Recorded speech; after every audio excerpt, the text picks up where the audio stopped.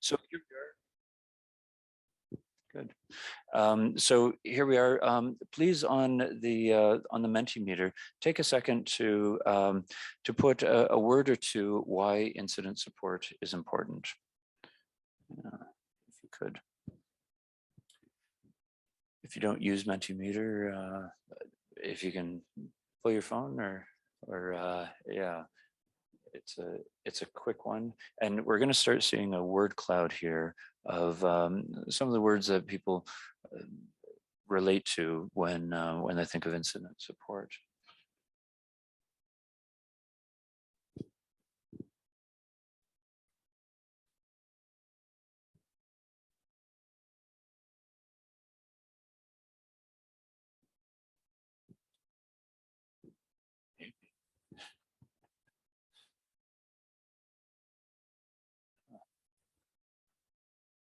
Yeah.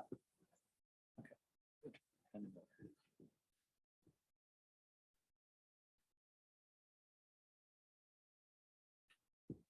Great. Is this been shared with everyone? So welcome everyone. I'm Christine Williamson. To those online, hi, I was hiding in the corner. So what we've got here is why is incident support important to you? And so what you've got here, we've got duty of care, love it. Well-being, caring, wow, it's changing quite rapidly. Lessons learned, effectiveness, psychological safety. Some amazing words. Thank you very much. If someone could just push on my thingy to the next slide, please. Might have to come out of. Perfect. So Steve and I had a good think, and we did the same thing. And we thought, wow, what do we think about when we think of incident support? And we came up with the word responsibilities, prevention, health, safety, support, learning, and retention. So these are all really important. And actually, as you can see, I think you can pick an element, any element of duty of care, and it's going to cross-cut these different things. So as Steve mentioned earlier, we got together and thought about why do we want to do a session on this? What's so important? Sorry, can you move to the next slide, please? Sorry, thank you. So we decided that one of the reasons why, and one of the things we hear a lot of when we work with our clients, when we work with, in groups, in training or whatever, is everyone asks us, what is everyone else doing? So we sat there thinking, well, let's do a survey. Let's just put a survey together and figure that out. So we did. And it was a small survey. It's a really common question, asking what others are doing. And it's probably one of the most important questions you should ask when you're thinking about duty of care. If you're not finding out what your peers are doing, it doesn't help understanding common practice. So what we did is we did a short survey, and we're going to run through the sort of the science of this a little. We're using a traffic light kind of coding. So what we've done is where it's green, where you start to see green, we're kind of like, okay, we're happy with that. We're not too concerned with that. And that's what we expected. When you see red and amber, those are the things that we're a little bit more concerned about and we need to dig deeper into. So that's what our coding is on the slides, if you're wondering what the coloring is. But what we wanted to do is just run through quickly our survey that we did. There are 7 areas, and Steve and I are going to take certain areas of that. So when you see 1, 2, 3, 4, that's the order of the survey. So first of all, thank you if any of you completed the survey. We did only have a small amount of respondents to it. Sorry, it's the previous slide. Yeah. So we only had a small sample of 32, but we felt, whilst it was small, and that's a number, something to be concerned about, we felt that there was some we could take some indication from from the findings from it. So it was a small sample that came predominantly from NGOs with locations in Europe, Africa, and North Africa. The second area of the survey, we asked about the formality of the role. We basically said, do you have a role where there's a formal responsibility for looking after people in incidents that have been, before, during, and after?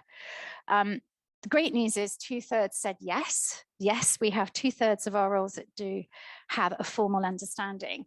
But the third that didn't, some of the insights that we collected from that was that when there was a lack of formality in the role, it often led to poor accountability, the quality of training was affected, the escalation of concerns wasn't clear. It was very much dependent on a good manager, so one person rather than a system. It affected the learning from incidents, and the staff support was not as good. So that was some of the learning from that.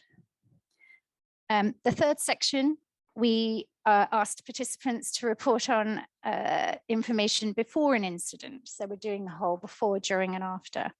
And some good news on that. So on the next slide, please. Before an incident, 85% of respondents said they felt that they'd supported their staff extremely or somewhat well over the last 3 years. And that's a great finding, actually, because we can use that finding to see within the organization what else they were doing. We also asked about access to policy and procedure, and 80% said yes. Yes, we had lots of policies and procedures, but I don't think it'll be too surprising when you hear that actually some of them were saying that more improvement needed to be made there, and particularly around implementation.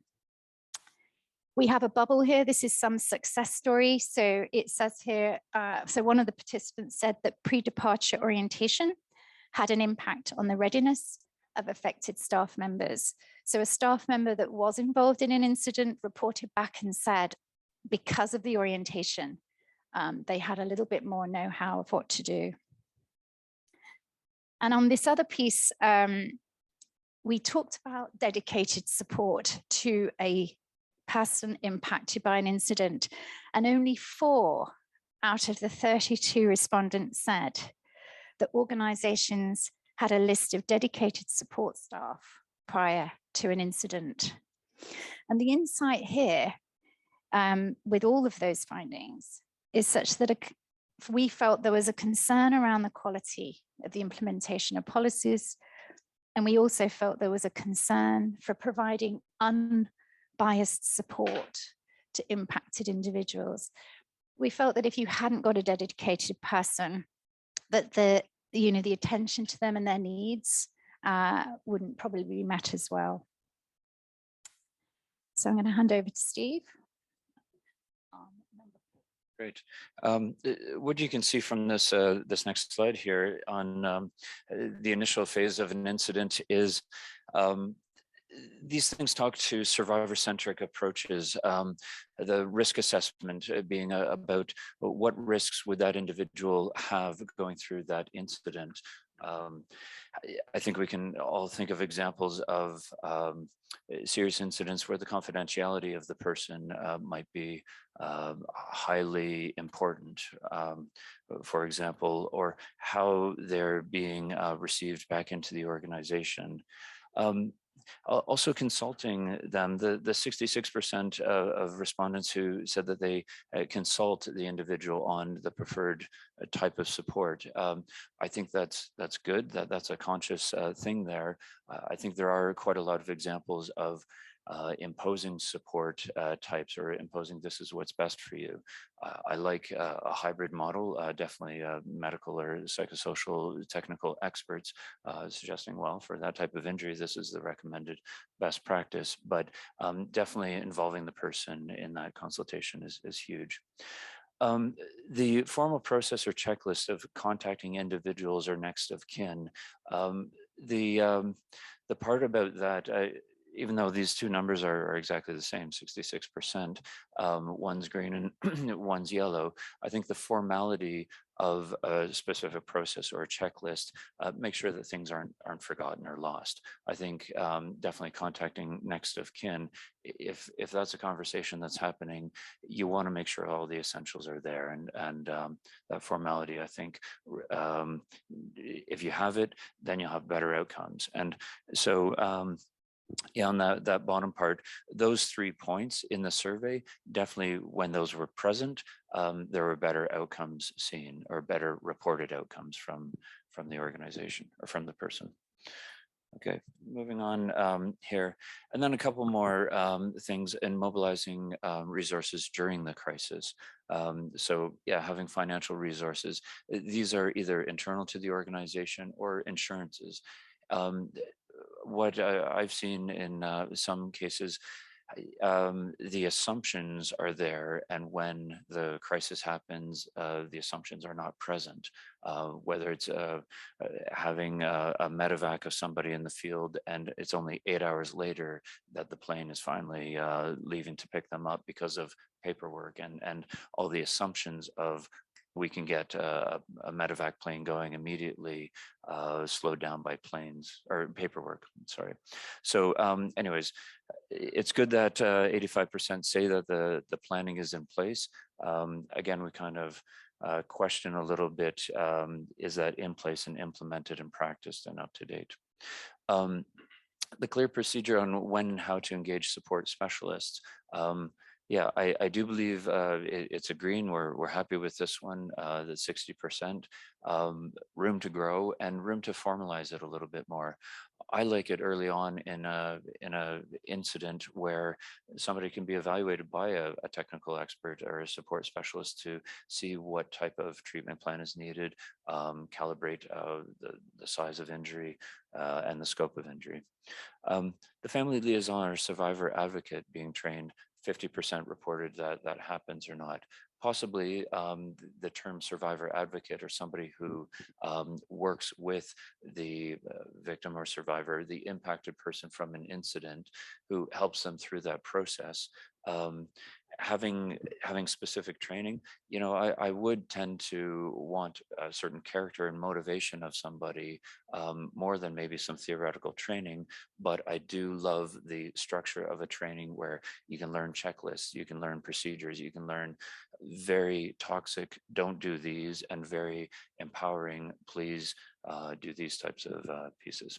So anyways, again, in the mobilizing, having those elements in place, practiced and up to date, had better outcomes in the survey. Yeah, support after. You know, it's again, you'll see the path here. The trend is that a survivor-centric approach to support is kind of a background theme. It's very hard to measure that in a short survey. Yeah, that's I think a frustration we had, but we're drawing on the trends that we have. Yeah, 66, the designated case manager or focal point for support. Yeah, oops, impact. Oh yeah, sorry. Let me go on these ones. Yeah, these ones, all 3 of these, and hit all the way one more there. Right.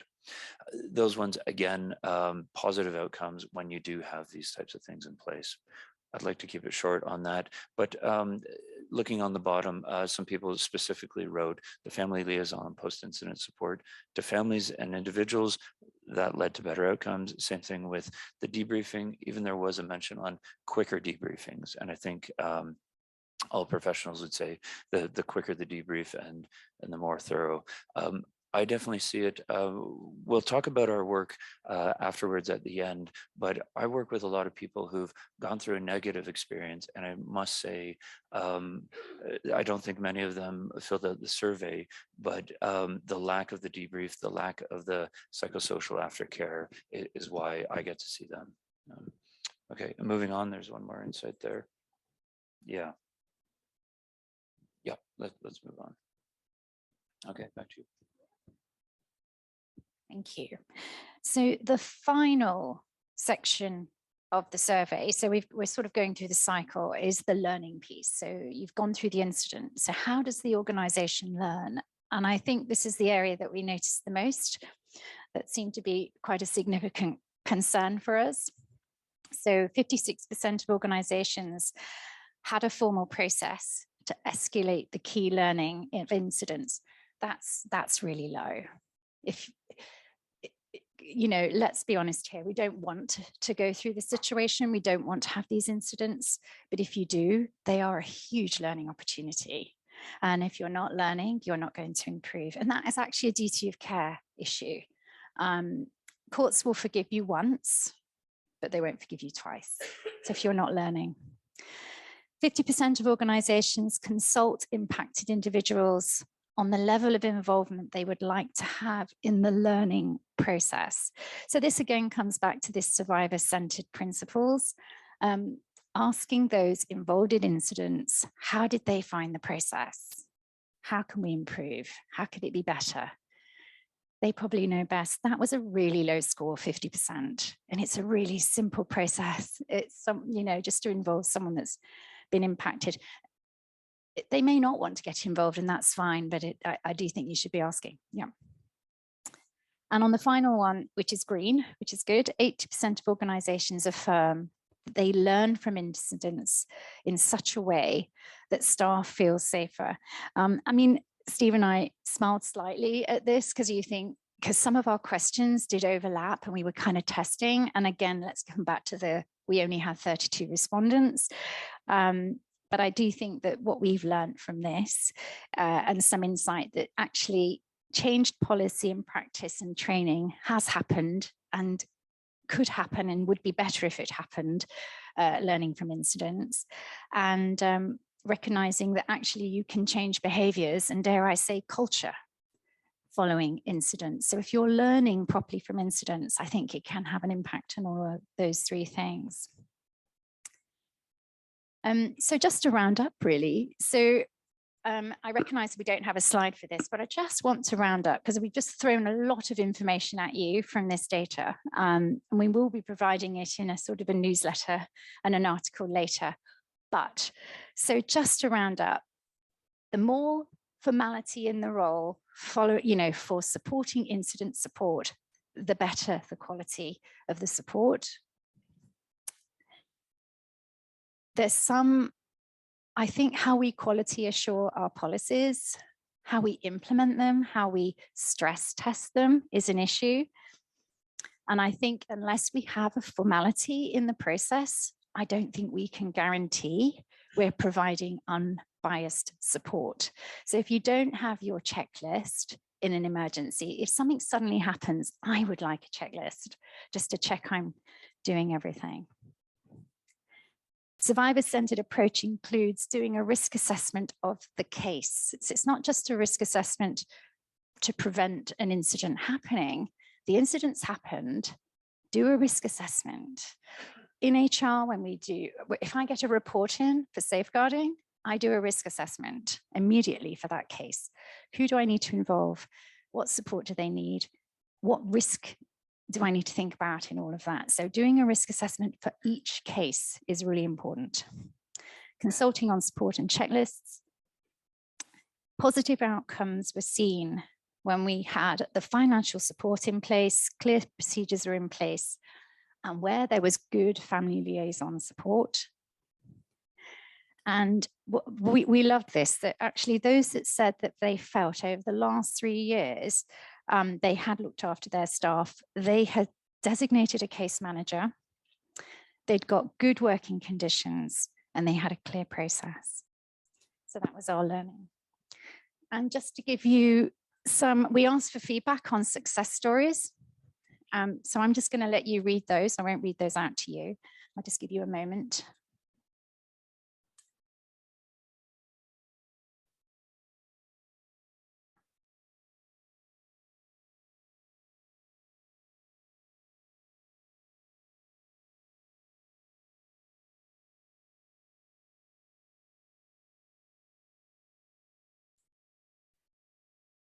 So these are three good examples around process, around support, and about learning.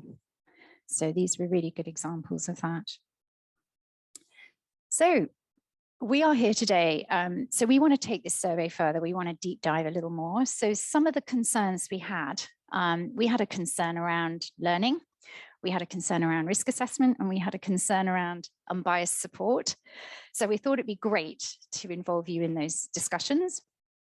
So we are going to get into groups at some point, but I just wanted to give you an example scenario that we run through here together so that when we go into groups, it's really straightforward what we're asking. So here's a scenario example, and it's learning from an incident. So what we've got here is that you are the HR focal point for a medical incident with a staff member.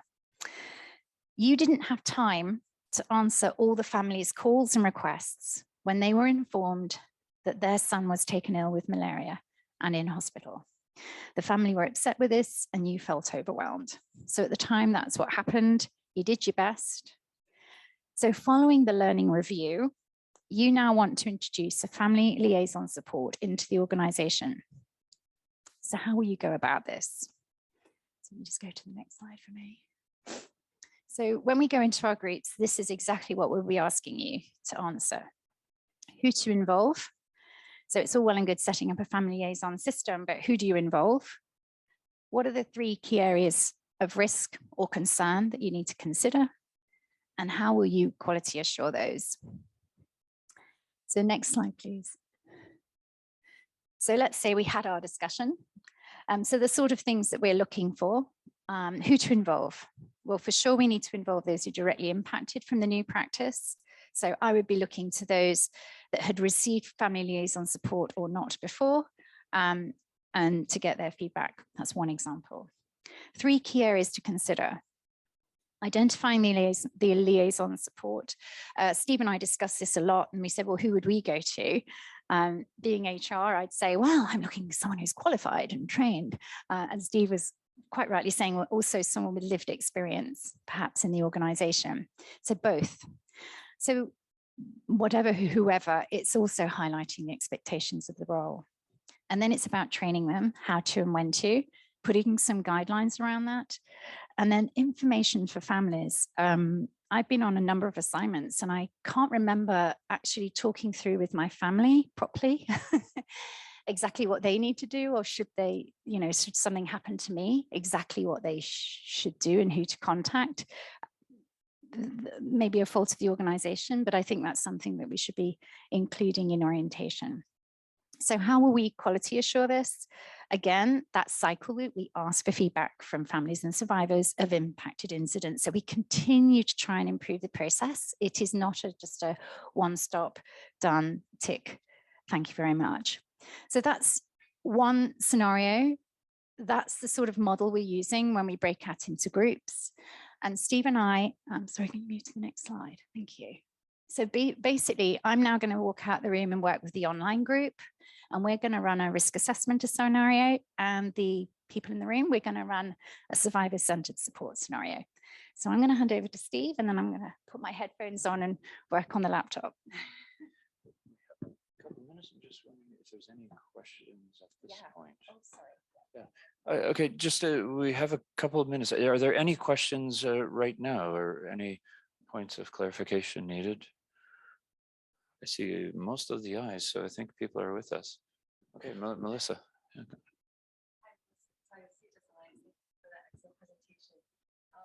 Just elaborate on what you consider to be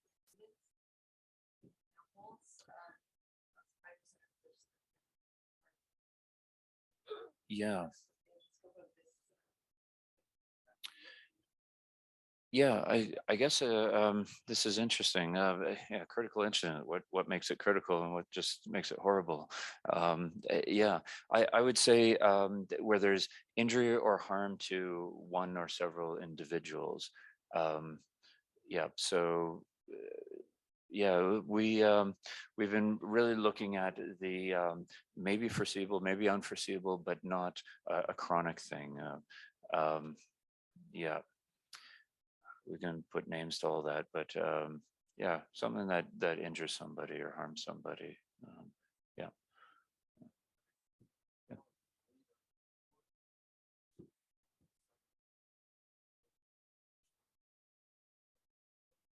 Right.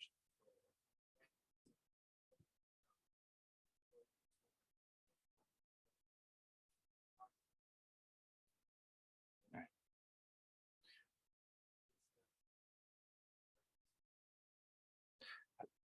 For the online group, I'm just going to repeat that critical being something like a kidnapping that happens, and something that might not be managed by the country office. We do have a question period. I was just trying to make sure we didn't leave anyone behind for this first thing, but yeah.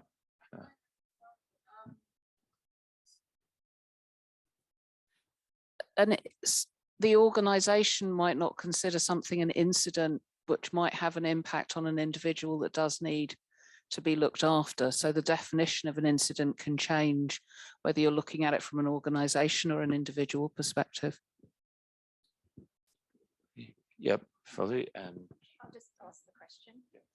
So we have a question from online. Can you please define unbiased support? I'm happy to do. Shall I have a go?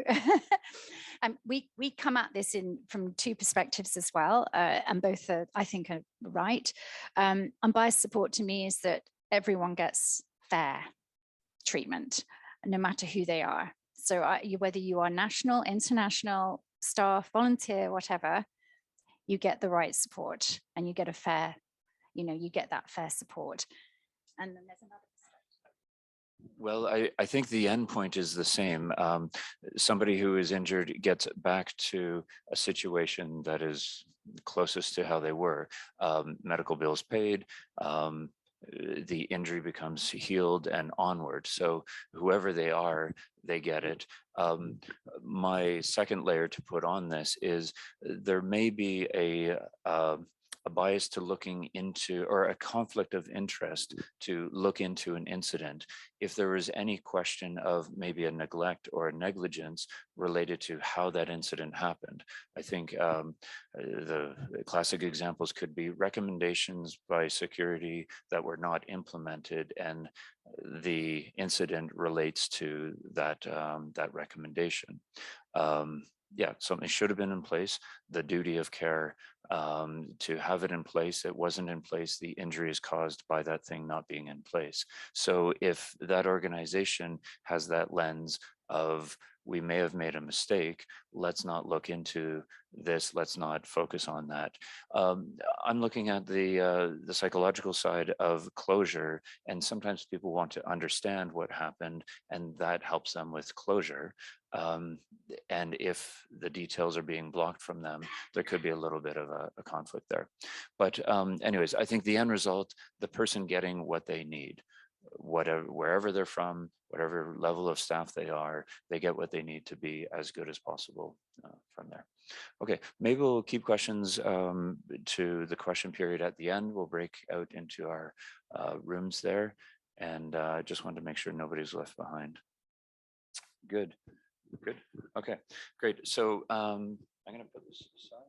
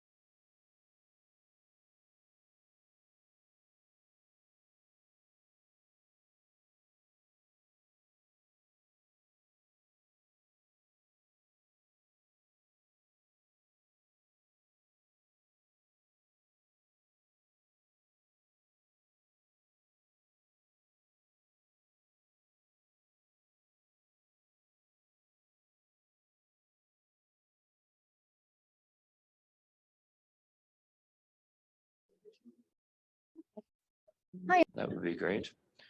And then we'll have any other time to discuss any nuances. And then we've got questions afterwards. All right. Did you want to go first? Yeah, I think so. Yeah, I think we're gonna go to the online community first and hear what they have to say. I'm not going to be able to be on camera because I've got to see the screen. Oh, here we go. I knew you could do it, Emily. Thank you. So if we could just go to slide 20, Emily, just click on that first. So this was the scenario we gave to the online group. So a female staff member has been involved in a road traffic accident. She was in the taxi when it struck a man on the road. The taxi driver fled the scene and she was abused. So the staff member was abused by passers-by while they were waiting for the police and ambulance to arrive. And so the next slide was, so you're the case manager. So you've been assigned the case. Who do you involve to support everyone involved in the case in the best way? Identify 3 key risks and how will you mitigate these? So that's what we put to the group. And the feedback. Next slide, lovely. So who to involve?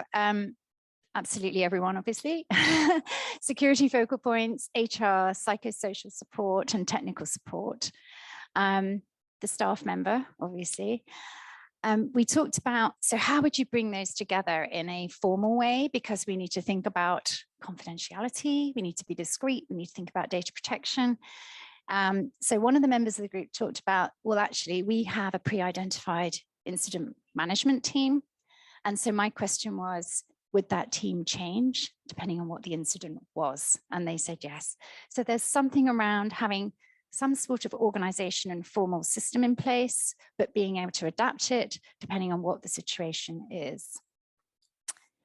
We talked about 3 risks. So the group talked about, well, the risk of trauma and PTSD for the female staff member. They talked about legal financial risk to the staff and to the organization, and obviously reputational risk, which comes from that. There's the physical integrity of the staff member as well, how you communicate to the organization and to the community of what's happened, how you escalate the incident, there's a risk in that. And then there's these legal liabilities from the victim for compensation. And then the group talked about, well, actually, now we know those risks, how are we going to mitigate them? And this is what the case manager has to think about before putting anything into action. Having that formality in the mechanisms, support mechanisms, whilst the incident happens, sorry, I just can't see that, thanks, is important. Having post-incident support in place. The question around the taxi service, do we stop it? Do we keep using it? How do we inform them? The context information is talked about as well, like, well, where did it happen? Do I use my security network to find out more? Have there been similar incidents in the past? And how do we update our SOPs as a result? Can you just go to the next slide? It'd be really helpful. Thanks. And I think, I mean, obviously we've only had 8 minutes and we're running through it quite quickly. But some of the risks that of the case that we thought about, and we just brainstormed this in a moment.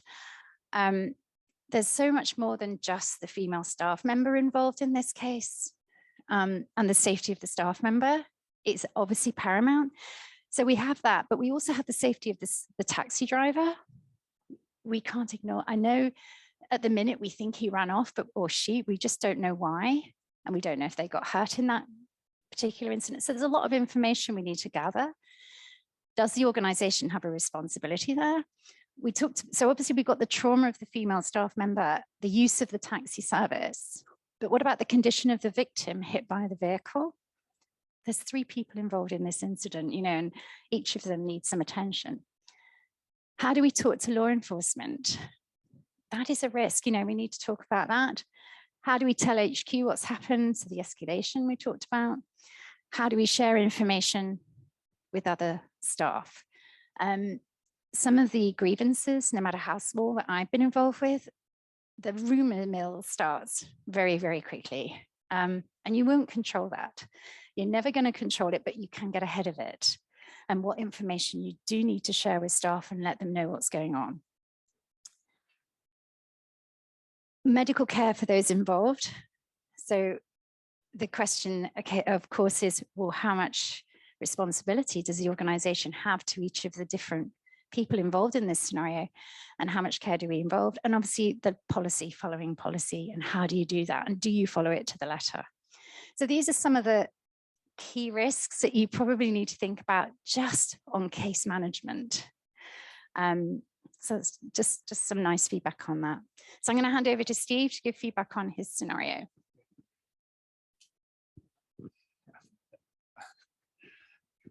Thank you. Thank you. Yeah, so we're going to take a look at the slide that dear Megan has assisted us with.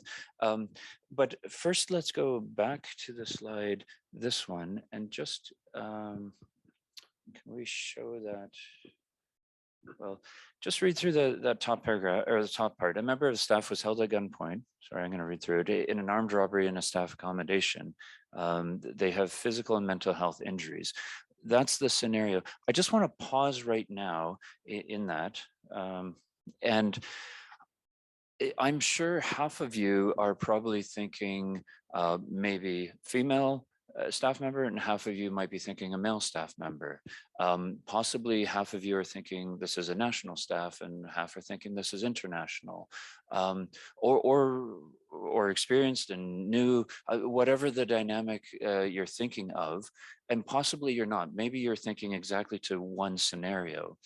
In our conversations, we weren't talking about national, international, male, female, or whatnot. And I think because we were just talking about what the individual needs, to me, that's looking right at the survivor, right at keeping them centered to it.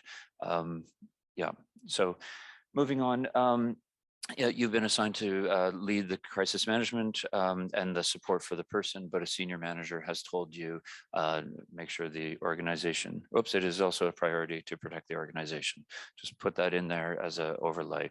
So now going on to the questions, how do you ensure the injured person receives the right support? And the three questions that we have, again, are who to involve, what are the key risks, and how to mitigate those risks. Let's go to your sheet now. So of that, the feedback we did have, yes, I think the buffet is there, the psychosocial support. There are nuances here that, great, we've offered psychosocial support, but is that person in a mindset to, or has the experience to know that, oh, that's actually a tool that I can use to gain information, gain tools, and this is a profitable thing?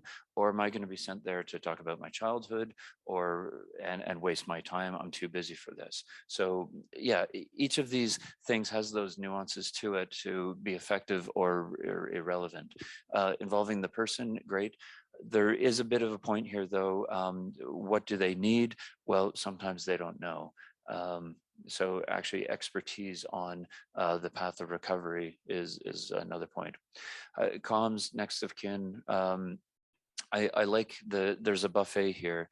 The issue that I find with this type of incident that could be considered maybe not as high priority as a kidnapping or a death of a staff member through something security related is you might not have the bandwidth of the organization to say, yes, let's mobilize some people and really focus on this person, because these incidents do happen quite a lot.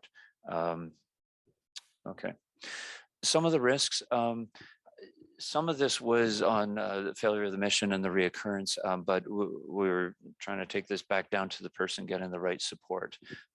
Risk of not receiving the right support. I really wanted to focus more on this, and I want to bring up a couple of points for me. The delay of support, the delay of starting it.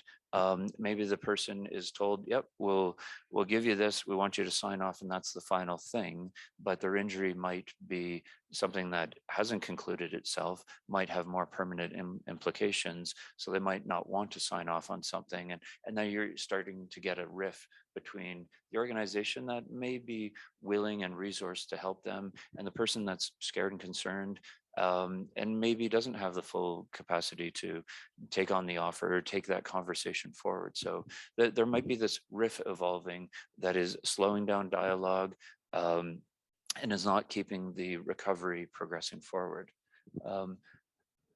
Yeah. Other risks in there, different levels of staff could receive different levels of support. again, it could be just referring back to, well, that's the insurance policy that you're under in that country or global. But hopefully the organization can step back and somebody reasonable at a decision-making line can say, okay, well, wait a minute, these two cases are very similar. The support for them should be very similar as well for what they need. Okay, reputational risk. There was a slight discussion on that one in the room. Online, just so you know, it was all about with a good response and a proactive response. It's very hard to have a bad reputation scenario out of that. It might still happen, but I think the better ways to maintain the reputation is show the gold example. Yeah, they got injured. We were wavering on this side. We decided to apply trust a little bit. We got the better experts involved so that we could have more of an unbiased calibration of the injury, get a better treatment plan put together and make steps forward. The mitigation things, you know, mobilizing a critical incident team, it was brought up. I think a lot of the terminology post-incident, like we're looking at this after the robbery has happened. So the care for the staff, that team, just to keep the language separate from critical incident team. But that transition, I was just working on a policy on from kidnap crisis management team. Once they got the person back, everybody's exhausted, they sleep, they get sick, and the victim of that or the survivor, ensuring the continuity of their care into the next phase of their thing. It has to be something. I'm glad it's up here, including the comms team. Yeah, everybody receiving the right information, huge. You know, I think information is probably the highest impact in terms of the lowest cost and the highest impact for the person. Yeah. Okay. Other things that I would add in there is if somebody's talking about a percentage of disability one way or another, the person says it might be closer to 25%, and the organization says, nah, it's just a scratch, it should be 5%. Getting universal measures in there, getting the health authority to get involved in that, or the other authorities on that. Okay. Yeah. Oh, and I think the last thing on mitigation that I'd like to add is the relationship. Somehow getting the right people in the relationship between the person or with the person and the organization, possibly acting as an intermediary, a staff representative. Sometimes the person may feel that a lot of the policies are against them. So maybe buffering their resources a little bit. The role of survivor advocate or recovery coach can support them and also act as an intermediary, calm them down when they're frustrated and come right to the key points. Good. So that's the points that I have on that. And I believe we're now on to questions. We're on to Q&A. Yeah. Thanks, Steve. I think I'd love to see some of these coming out. And just to really emphasize on this advocate role, what I have seen in organizations where they have given someone an advocate to support them during and even afterwards of an incident is the response is incredible of how they felt supported. They felt listened to.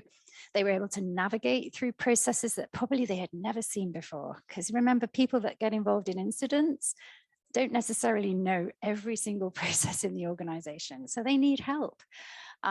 So for me, and it doesn't have to be HR, having this list of advocates to me is probably one of the biggest pluses that you can do. So great. So we're now coming to the end of the session. We wanted to just dedicate a few more minutes to questions. So does anyone have any questions for us about the session itself or even the scenarios? Yeah, I've got a question. I hope this isn't too abstract. It's about, sorry. No worries. Yeah, I've got a question which I hope isn't too abstract, and it's about language, right? And it's about the use of the term victim and whether or not people feel that is healthy.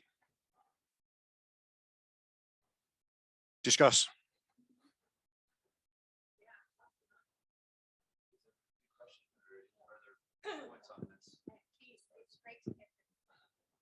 do next? I was gonna answer. On this one, we'll take questions after. Oh, I was just going to mention affected person. Might be a better one. Perhaps that's what you're thinking. And we've been using the word impacted individual throughout the survey as well. So again, we were really aware of victim, survivor, and yeah, the labeling. So it's a good question, something we need to be aware of. Question. Yeah, I have both comment on the victim survivor point and that. Yeah, so on the victim survivor, because one of the key issues with, I do a lot of work on prevention of sexual exploitation and abuse, and one of the key issues there is we tend to prefer survivor because that implies some agency, everything else, but victim links in very strongly to human rights frameworks. So we tend to use both terms interchange as a victim / survivor, recognizing also that the people affected people themselves often differ in which term they prefer as well. So we've done quite a lot of work on that. My separate question was around the scale. So one of the challenges for really small organizations and local organizations is, a lot of these structures assume you have some separation of roles and whatever. And I'm thinking particularly on very small country offices or organizations, you would have one person will be playing several of these roles in one place, and it's harder to then have the dedicated time to support those individuals. Did the survey show any particular thoughts on that or any interesting findings around that? Because it's very easily, I'm Gareth Price-James from the Steering Committee on Humanitarian Response, and I work with large NGOs and the Red Cross. So they all have thousands of staff and have the kind of scale and resources to be able to have dedicated people to work on this. But I know that's not the case for most humanitarian organizations, so it'd be good to get any thoughts on that.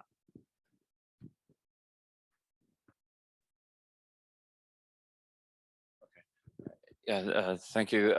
Great question. And I like that thing on the victim survivor thing. The victim is something that happened to somebody. The survivor is the empower or the agency through it.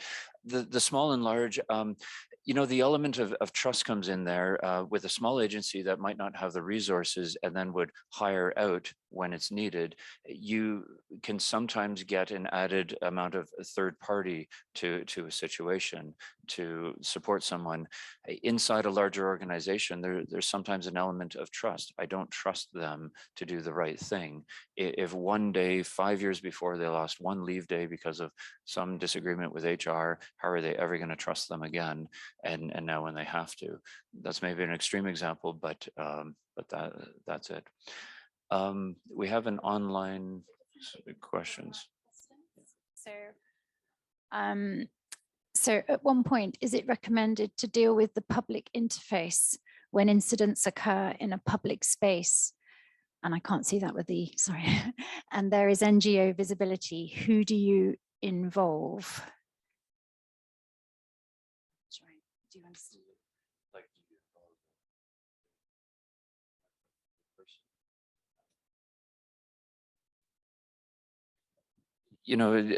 Thinking that this is, do you involve the affected person or not when there's public things there? Ideally, a little bit of agency would be nice, but not the burden that we've got a line of press conferences for you and you just want to go home and be with your family. I know in my incident getting out, I very much wanted to just have one statement. Wow, we were in a vulnerable situation. We got a taste of what a lot of people in refugee camps that we left from and were flown back through. That's the situation that we're continually concerned about. You never get a platform like that, and that opportunity to put that platform out there. I had one interview, I think, for that type of thing. Okay. I'll chair this if that's all right, and then I'll hand out the mic. There is one more question on chat, but I think we can address that in our final slide. So let's take one in the room.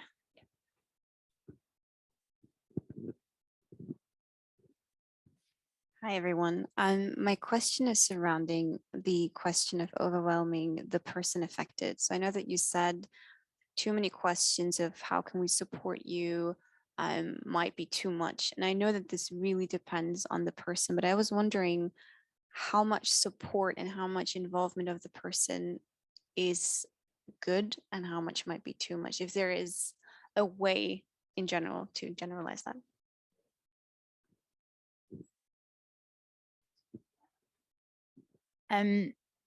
So just from my perspective, from my experience, informed choice is important. We talk about informed consent a lot, but informed choice. So I think it's important to give as much information as you can to somebody, and even agree how you want to share information with them in the future and how they want to be involved. I think an early on discussion is important.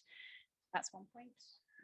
Yeah, I think a concept that really resonates with me is the reestablishment of control and normality to a person. Many of these types of incidents are the removal of control, and reestablishing that is a huge thing, but not burdening the person. So when there's a package of insurance forms to fill out for the person, you know, the name is known, a lot of the details are known. If that can come as an almost complete thing, and a person can sit with them, say, these are just the few little details that we need that we don't have already. So do you mind sitting and doing this? There are some things that the person has to be part of, but if you've established a relationship that you will only bring the important things, and only you will try to take away the minutia, and only go in for the hard things that are needed. If you need information about the incident and details of it, to really reduce that to a couple of times that will satisfy all the claims and whatnot, those types of considerations. I would say some of it is just as simple as paperwork. Every medical report has a different title. Every document has a different title. If you can have somebody just keeping all the files in order and dated, and a master list, it's as simple as some things like that, that could be so overwhelming to a previously highly functioned person who's been traumatized, and just waking up still spinning from the disbelief that they're out of a thing, that they went into a thing. And you know what? I'm actually just not going to address these emails. But maybe you can get that relationship where you're just asking the essentials, and also coming into that conversation, looking at how are you today being the first question. I'm really horrible. I don't want to do any paperwork. Like, okay, we can do it tomorrow, but this has to be done by the end of the week. Let's check in tomorrow and see if we can get there. I think that type of empathy, giving the control and the decision making, but still standing hard to the progress, keeping the progress going. Yeah. And it does come back to that advocate role as well, being that person. So thank you. Two more. Thank you. I was just wondering if any kind of in the survey, or any kind of thought had been given about secondary trauma.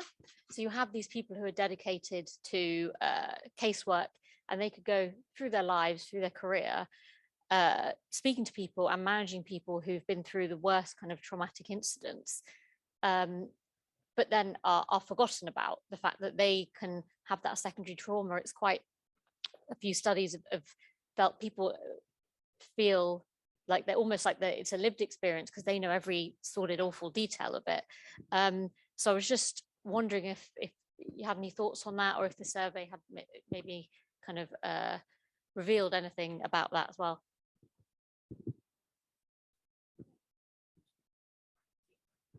I think that's a really good question. And we didn't explore that actually. The survey, we just did the survey. We didn't have any money for it, if I'm honest. We just did it off our own backs. And there is another question about the survey. So I think it's a really important point.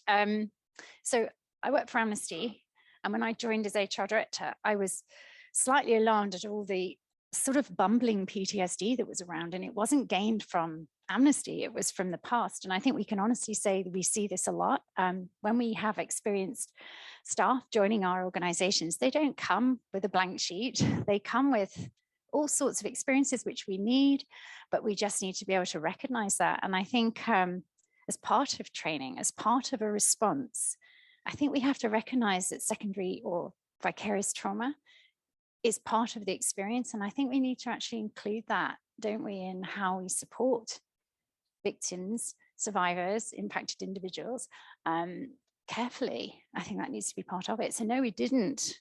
So we will. I think we will need to expand. Do you want to say any more? Did you just get some funding and for the part two? Yeah, absolutely. I hope this survey was an insight on there are things, there are risks. Yeah, vicarious trauma, secondary trauma, chronic burnouts, complex PTSD, all of them. So I would put that as risks. How do we focus right onto the survivor? What do they need? How do we remove our conflicts of interest or our biases? PTSD, shake it off. That happened before. You should be done with it to really get to a productive conversation to get that through. Great point, but yeah, you picked up a shortcoming. Question, it was a continuation. So someone else has another question, it's cool. Okay, well, thank you.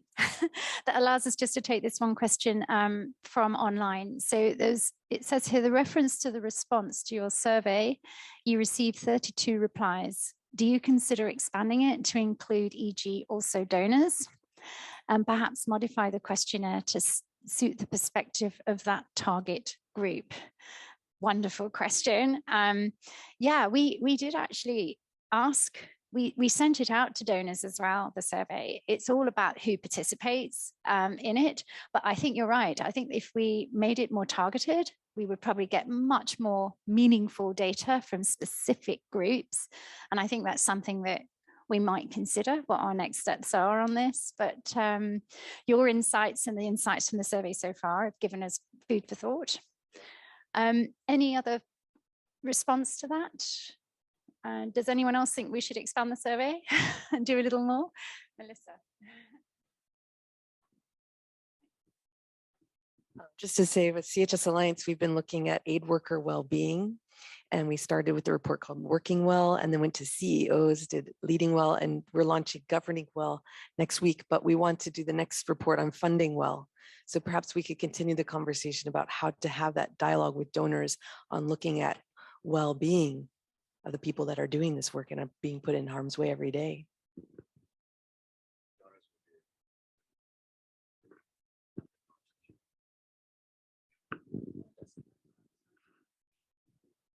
Just putting my GISF hat on, and I think this is why I'm very pleased to have this session here today.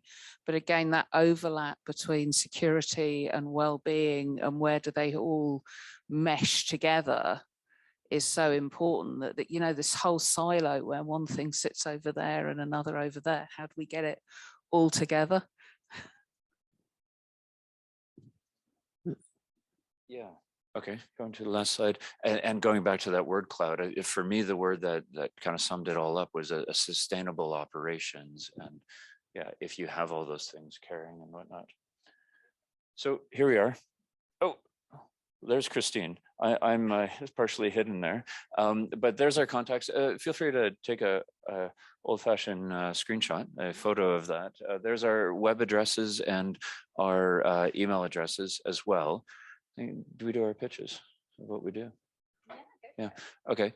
So just to point out to people what each of us does. So some years ago, actually 10 years ago this year, I had a critical incident. I was attacked, shot, kidnapped, and the situation didn't get resolved well. Years of internal escalation didn't go well, and it ended up in court. This court case was started to be used as a reference point for duty of care, being reasonable measures put in place for foreseeable risks. And that went all the way through the gambit of security risk management to support for injured people. The organization was found grossly negligent, just meaning a heightened level of disregard for a lot of these things. But since then, a lot of people had contacted me about, hey, I've got a problem, I would like some help.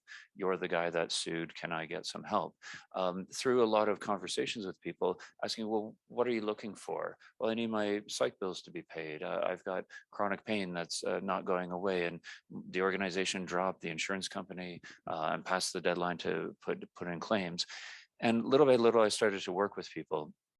And I guess working with them to build out the teams to get psych care, medical care, sometimes legal assistance involved there. So I've worked on almost 20 cases, or no, it's over 20 now. Many of them legal, but not all. And a lot of it is revolving around the idea of closure. So I started my own company to do that, to be a survivor advocate. And the term survivor advocate, I'm using that as a popular term. Recovery coach is another one, identifying what the goals of closure is and then taking steps to get there. Then I also try to work with organizations to help them on their policies where they miss people in their gaps. Well, that falls out of our policy, but you understand that this was a workplace injury and they should be covered. Yes, but it falls outside of our policy. That's a conversation. So that's a bit about myself. There's my website. There's my address. Please contact me if you have any questions. Thanks, Steve. And I have to say, it was timely, but I set up Duty of Care International at the time when Steve's case was just coming to an end. And I wrote an article on it and we started doing panels together and other things, didn't we? We hadn't actually worked together since then, but Duty of Care for me, it has come 20 years of being in aid and seeing just not how we're doing very well at looking after our staff in really complex situations. So my background is HR, you've heard that. So what I do is I work with lots of NGOs in improving their systems and processes. More recently, I'd say 80% of my work is now PSEA and safeguarding and survivor-centered support. So this is where we overlap hugely and we're starting to work together on that. So that's what I do. Just to say, we are going to pull together the insights from this into a newsletter, and I understand GISF are going to help us distribute that, which is great. So if you are, you will receive it as a participant, we'll put it together and hopefully, we'll take this forward. So thanks so much for your involvement. Thanks for those online for coming and for your time as well. And we look forward to connecting again in the meantime. Thank you. The people doing the world's most important work are up against the biggest challenges. Since the 90s, security incidents involving NGOs have increased as their independence and impartiality no longer protect them. Humanitarians are actively targeted, as well as exposed to the risks of conflict and disaster, facing kidnapping, injury, and death in order to help those in need. And the threats to their safety means their ability to help diminishes too. NGOs began to create roles for dedicated security professionals, but they often lacked support and resources and worked in isolation. In 2006, a group of them from the UK and Ireland got together to develop coherent approaches to security risk management in the humanitarian space, eventually becoming an established network, the European Interagency Security Forum. With a strategic, inclusive, and collaborative focus, the forum has created a centre of excellence, facilitates a peer-to-peer network, builds capacity for security risk management, and provides a voice for practitioners, reaching over 100 members. In response to growing demand, it has now gone global, bringing different perspectives, expertise, and resources to make core activities such as original research, trainings, workshops, and knowledge sharing more impactful than ever. As a result, organizations are able to build their security risk management on an even stronger foundation to keep more aid workers safe and enable sustainable access to communities in need. With a vision to see the work of the whole third sector done more effectively by supporting NGOs around the world, we are the Global Interagency Security Forum.